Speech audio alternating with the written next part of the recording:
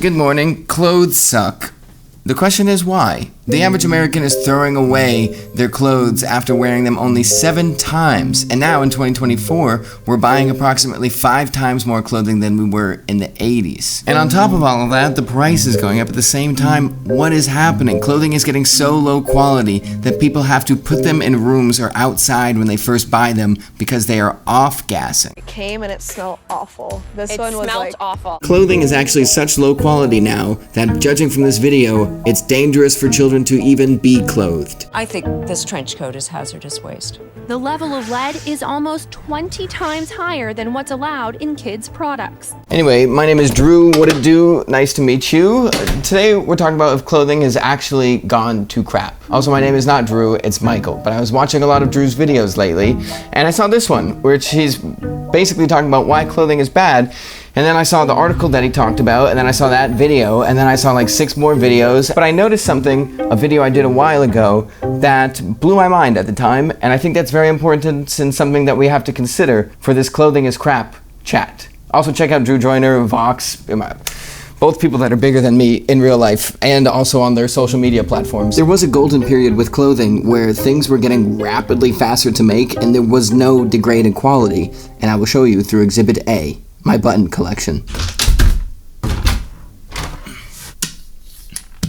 Exhibit A. Sorry, that was actually Exhibit C. Exhibit A is the first type of button to ever exist. It's made out of horn. Then we get to Exhibit B, the second-ish button to ever exist, made really the same way as horn, which is nut. This is a Tagua nut, my favorite type of button. And then Exhibit C, plastic, which, although I'm lying, this is actually Corozzo. I don't have any plastic buttons because we don't use plastic buttons at the Iron Snail clothing company, which, by the way, special edition mammoth is coming soon. You can sign up for the email list at ironsnail.us to check out the clothing brand. Here it is, the most amazing food wrap ever developed. Saran wrap. For a while, plastic was new and crazy and Bakelite, and everybody wanted it and wanted to use it, and now it's kind of the bane of everybody's existence. But what it does do now is make everything exponentially cheaper and faster to make, because instead of having to carve a nut or a horn and polish it and everything, well, you still have to polish plastic, I think, but you can just mold this way quicker. Plastic is now used secretly in places that you would never expect on clothes, and I'll show you in a second, but I read a quote a long time ago that I think about all the time now, and that is that plastic was never meant to be a one-time use material. If you think about plastic in that sense, and that's how we use plastic, I think we'd have a totally different relationship to it because these buttons would last forever. In starting my clothing brand, I was trying to order custom buttons for the Prologue, Chapter 1 jeans and everything, which are coming out in June, and I found out, essentially, that I always thought these were 100% metal. To hold an actual button together, there's a few different ways you could do it. The surprising way for me that I didn't know about was you could do it with a nylon insert where a metal cap goes around it, but inside is plastic, and you click it in. The other way is it's 2 spikes like this. When you push them together, spikes bend out like that. Hold the button there. And buttons is obviously not where manufacturers are cheaping out on things for the most part. There's secret things that you still may never see, like a lot of...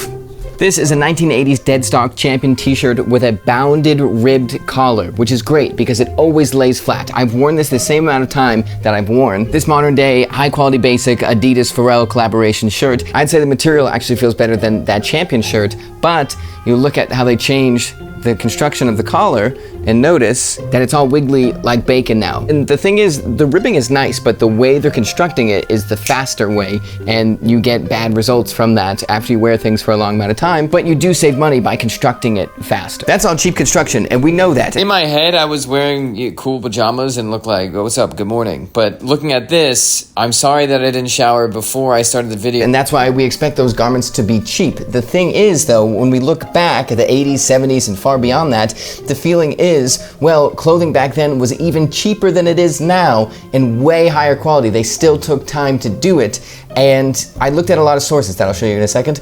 I don't think that's true at all. I think that's where we're starting to get things confused, and we'll go into it, but I do have to shower. My little cousin Matthew is coming to visit me. We're having a boys' 5 days together. Statue of Liberty, Empire State Building, National Museum. We're gonna watch Godzilla vs. King Kong. I gotta look clean and presentable for that, young man. This video is brought to you by Veyer. Specifically today, their C3 Dirty Dozen, with features such as... Oh my gosh, it's so dark. I bet I can't see anything on my... What? Incredibly bright Loom. Ah, my favorite spoon. I hope nothing ever bad happens to it. Oh no, it fell in the water. Quick, somebody help me. I can't reach in. My watch will get wet. Sure you can. It can? That watch can go 100 meters deep. Okay, here I go. What's wrong, Michael? Well, I love the watch. I just wish it was assembled in the USA. It is assembled in the USA. You're kidding me. This is shaping up to be the perfect watch for you. Well, it is very readable, and an homage to World War II British soldiers' watches, and it's felt, and it has a screw-down crown. Exactly, Michael. Thank you very much, Vayer, for sponsoring this video. You can use my code IRONSNAIL10 to save 10% at checkout, and if you want, you can get this watch in automatic as well. I just wore it to Maine, held up great. Luckily, nerds exist, so if we're trying to look at historical pricing data, there are digitized catalogs going back in America to like the 1800s. Specifically, though, we're looking at Sears, because if you don't know, Sears was the big daddy to Walmart, Kmart, Target, everybody. Sears was first. This is the front of a catalog from 1918. Things were very different then because no one trusted mail-in catalogs, so instead of being like, you're gonna love our prices, Sears said something different. Originators of the guarantee that stands the test in the scales of justice, and this is not a model modeling Sears clothing, this is Lady Justice. Clothing brands back in the 1920s to 50s, 60s, everything had a very intense marketing scheme. They were always challenging other brands, saying this is the best, we will send you a sample of the cloth, of the leather, it's better than anybody else's. Nowadays, we don't have that because the market is different, so that's why it's important to look at historical pricing data, because nowadays we're selling jackets for 40 bucks, 50 bucks, when if we look at Sears historical data from 1923, the lowest quality wool jacket you could get at the time cost you $215, $11.75 when adjusted for inflation.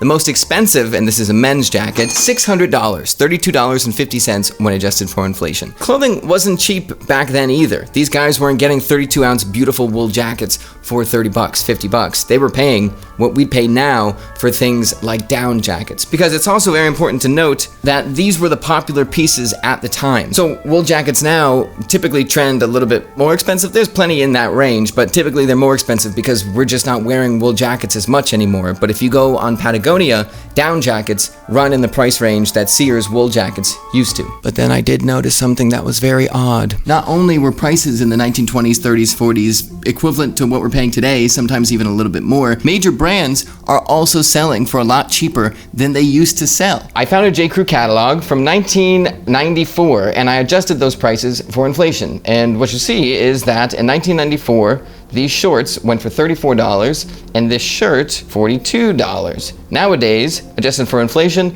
these shorts should cost $72 and this shirt should cost $89. But as you probably know, J. Crew is now virtually always on sale. And these two pieces of clothing, when I looked at them now, equivalent shorts were $60. The denim shirt was also $60. We're obviously still working with a small set of data, but I did this on Wrangler, Levi's, J. Crew, LL Bean, Target, Kmart. That may have been it, but a lot of things it works for, other specific things it doesn't work for. But for the most part, major pieces of clothing have gone down in price, and Target is the best example, or the larger example, as to why. In 1972, a pair of Target polyester blended jeans, not even their nicest jeans, went for $8, which is equivalent to $60 today. But now, the cheapest jeans that you can get on Target cost $50, and the average pair of their jeans cost under $40. Where things get interesting is, in 1991, Target dropped a brand called Merona, an in-house brand, and in 1995, there was an advertisement advertising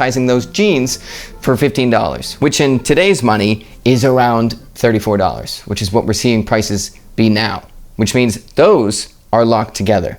And look at this advertisement. Excuse me, what's the new price on this? Really? The big price cut at Target. Okay, disclaimer for all you numbers nerds out there. I originally calculated these numbers using general CPI historic data. Then while editing, I found out I should probably use apparel-specific CPI data, so I redid them. But in 1994, if you look at this Excel spreadsheet, you'll see that things stopped going up and started going down, so it messed the numbers up. But before 1994, from 1972 to 1994, the average rate of inflation in the apparel industry was 3.6%. So I used those numbers now, and the numbers are pretty close. These numbers I'm saying are about what it would feel like in that time to buy a pair of jeans or shirts or something like that. Hope That did it. In the 90s, Target could source things from all over the world, which would bring the price down. Transportation in the 90s also got suddenly better. Technology, logistics, inventory management, all in the 90s just ripped and got way better. So Target could just slice their prices in half, essentially, which was wild. And it took a little time to do this because, one, I think brands are trying to figure out, okay, logistically, how do we pull this off? How do we switch our supply chains? But two, they also had to find out, do people want this? Do they want things to be this much cheaper? And if so, how much cheaper do they want them to be, knowing obviously that quality would be going down along with it? Surprise, surprise, consumers made it very well known that they want things to be cheaper. And obviously old legacy brands wanted a piece of that money pie too, so they were like, well, we could do the same thing. We could lower the price of our shirts from $60 to $40, and people were like, fantastic. But the thing is, then you have discount brands like Target who are like, well, if your shirt's $40 and we're the discount brand, our shirt has to be $20. So they not only changed their supply chains, but they also think, okay, we need a lower quality fabric, a lighter weight fabric. We need to coat it in this chemical, use plastic on the inside. How can we get it cheaper than that brand? And that keeps running and running and running until you have brands like Temu, that can sell a t-shirt for $1.04. I read a really great quote that sadly I can't find, but it was something along the lines of, perhaps a $1,000 t-shirt and a $1 t-shirt are equally unjust. You're just paying for one of them. And this very large pricing cultural shift led to an even bigger cultural shift, which was there is no more hand-me-downs. You don't repair your clothing. If you get a stain on your $3 t-shirt, you throw it away. You don't clean it. So now the tough part is it's usually, well, basically always more expensive to get clothing tailored, cleaned, get your shoes repaired, whatever it may be, than to just buy a new pair of shoes. So people just buy a new pair of shoes.